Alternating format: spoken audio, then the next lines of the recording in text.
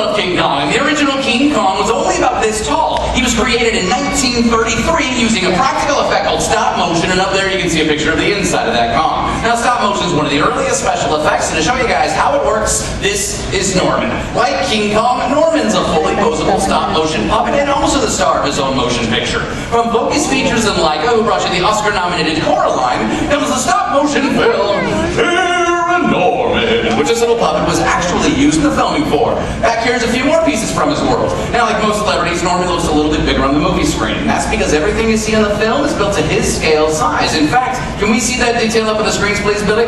And you'll be able to see this is what's inside Norman. That's right. It's called an armature, and this is how the animators move them. Now, the way stop motion works is, once this amazing detail is put into place, then the animators shoot a single frame of film. Carefully move the figure a tiny bit, then they shoot another frame of film. They move the figure a tiny bit more, then shoot another frame of film. Move the figure, change the face, whatever they have to do, over and over and over. If you do that 24 times, then you have 24 frames, or 1 second of film. Now let's think about that. There's over 120,000 frames in Paranorman, so check out the clip. It is a crazy amount of work. Every movement, facial expression, anything that moves in the scene has to be adjusted 1 frame at a time by hand, because you can't move those things with a computer. You're right, Fred. You can't do that with a computer.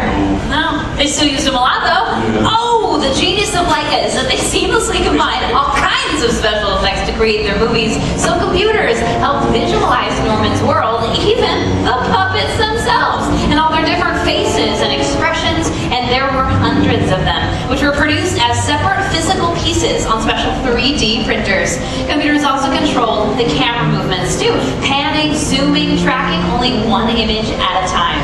Now, once the film was shot, visual effects artists went back in and digitally added creepy fog, floating spirits, and other ghostly effects. Now, when you put all of that together, what you get is Oscar-nominated Paranorman.